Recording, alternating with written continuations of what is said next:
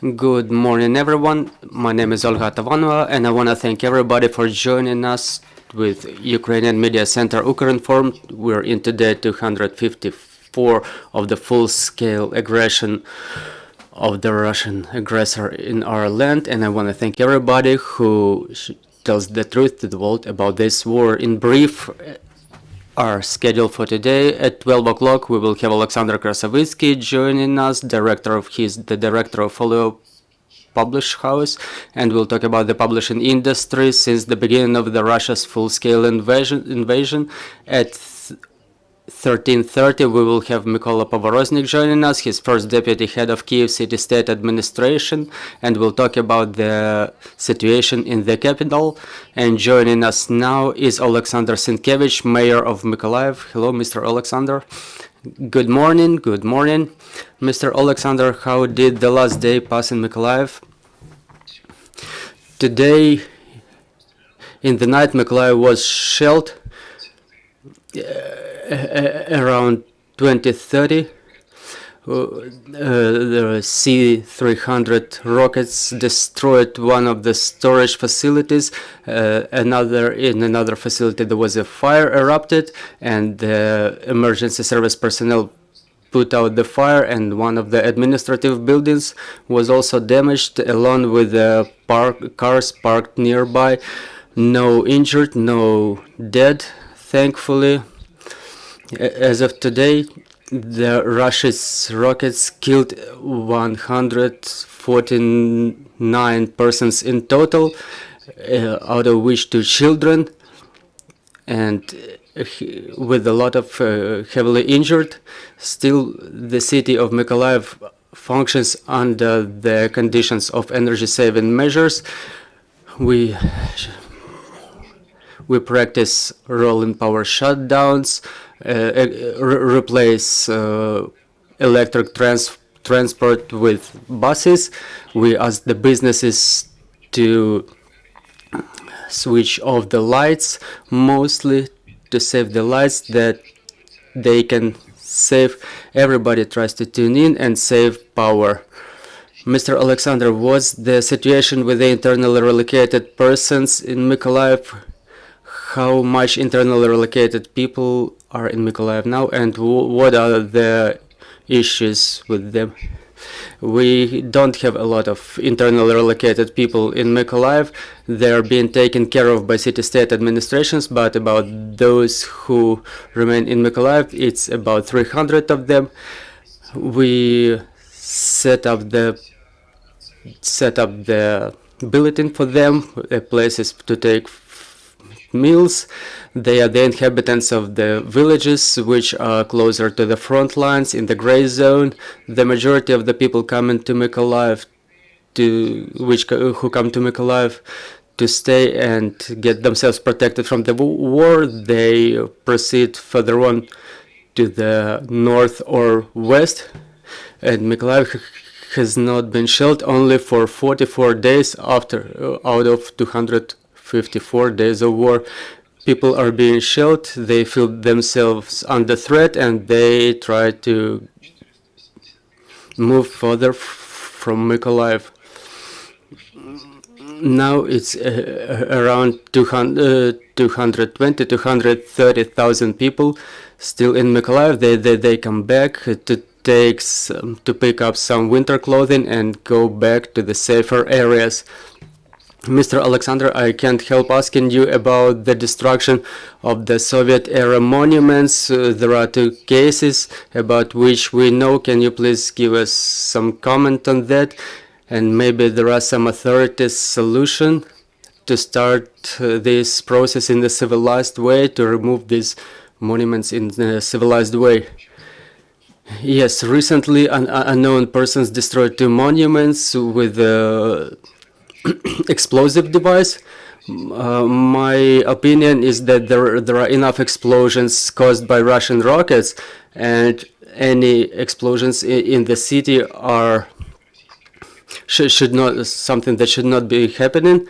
And the explosions destroy the dwellings of our citizens, break the windows, doors in the nearby houses. We don't know who did it. We're waiting for some information from our law enforcement agencies, their opinions. I don't want to blame or accuse anybody. It can be either inhabitants, citizens of Mykolaiv, or also some Russian provocators. So we are waiting for the opinion of the law enforcement agencies. I think it's a provocation, but all the citizens, all the inhabitants of Mykolaiv are now united, and we are ready to resist the enemy. So if those are some local activists, it's not something clever that they're doing, because the last monument destroyed yesterday in the night, it was in burial site where about 80 people are buried who perished during the World War II. It was not a monument to Soviet regime, it was a monument on the burial site. However, in any case, we're waiting for the opinion of the law enforcement agencies that we can comment on. Mr. Oleksandr, we understand that there is a request from the society as to the mitigation of the consequences of totalitarianism and Russification, that there are some measures taking place around the country in whole. Is there any program with the local authorities in Mykolaiv?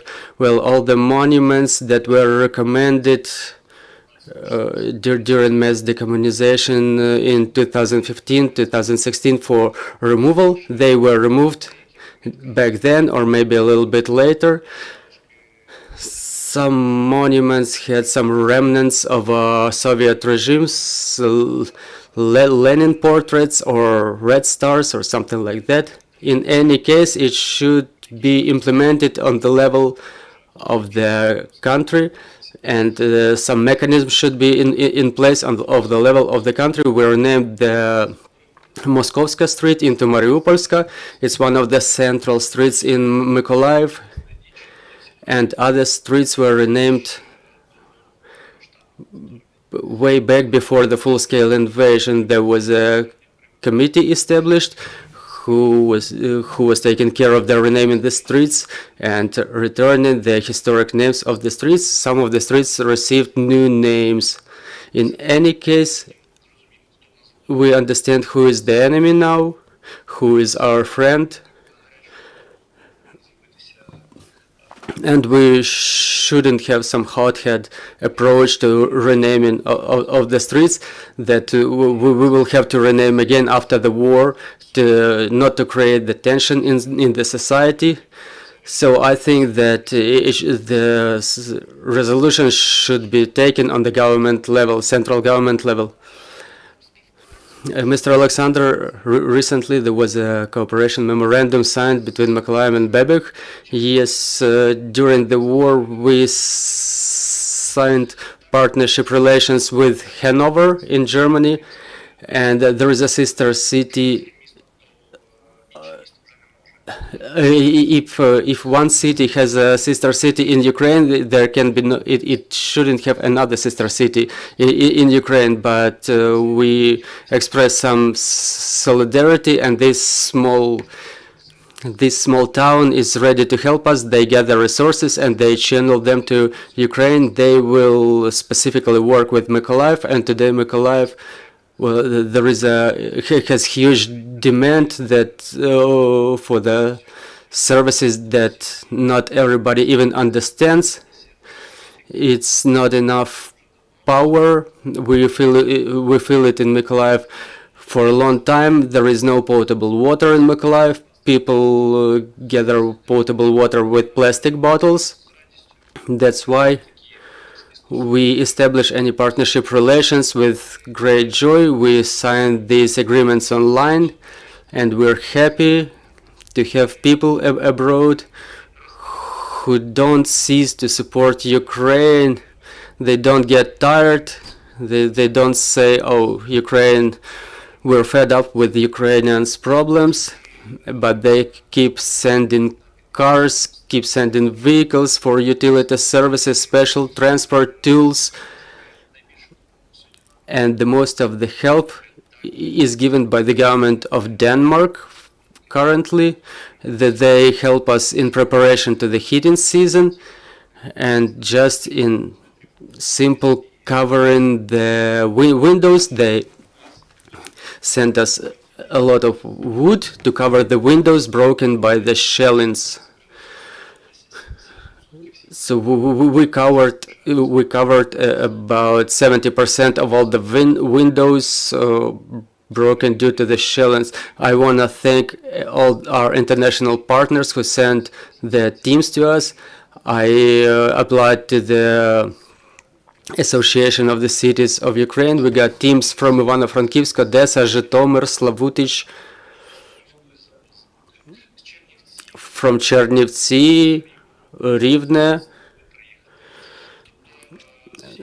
from all over Ukraine. People come to help us to prepare for the heating season, to just provide heating to all the apartment blocks and even to those apartments which don't have people at the moment. Dear colleagues, your questions, please. Good morning, Ukrinform. Can you please tell us what are the profits of the budget, of the municipal budget, while business is not coming back to the city and while the city is under constant challenge, and are those funds enough to cover the city's needs? You are absolutely right. We don't have big businesses working in the city. There are no companies, not even middle-sized business. We have only micro business and small business working in the city, and just a retail area. There are utility services, utility facilities working in the city who cover the needs of the critical infrastructure. The resolution 590 prohibits any capital expenditures, so we don't have a lot of expenditure for the time being, so that the funds we get from the budgets are enough to cover the basic needs of the city without additional subventions. But today we live mostly thanks to military personnel. Mykolaiv was mostly militarized city in Ukraine before the war. By the number of brigades located in Mykolaiv, our city was the biggest in Ukraine, and we're getting funds from the military personnel, from the military units located in the city. It helps us to help the army, to support the army, and the people who work in the city today, they get wages from those funds. As to the other expenditures, if we have huge problems with water pipes, because there is salt water running through them, the number of emergency cases increased 20 times. So now Mykolaiv is like a small Venice, and there is water everywhere, and our emergency services work with mitigating this damage. Obviously today, to mitigate the consequences of these emergency cases, we receive money from state budget, and we expect some funds to replace the pipelines next year. Dear colleagues, do you have any more questions? Hi, I have to ask in English. I know it's not such an important issue at the moment, but I've been in Mykolaiv 2 days ago, and I noticed there's a lot of animals that were left behind from people that had to left the city. Is there something being done in that topic, or what's the city's response to that?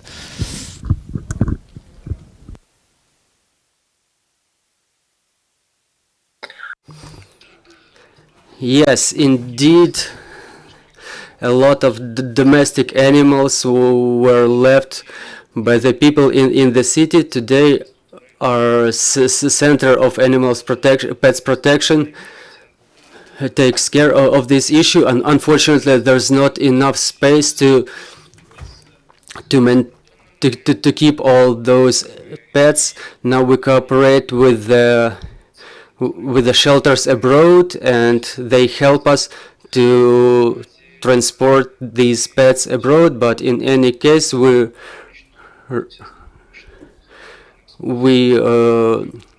keep them in a humane way.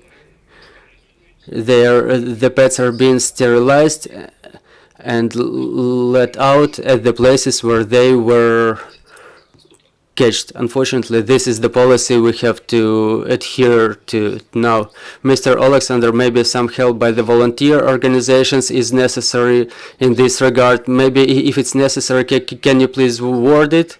Yes, our Mykolaiv volunteers, they are very proactive, and they have there is a huge movement of different organizations taking care of this issue. So they mostly take those, they bring those pets out of the city and find new families for those pets.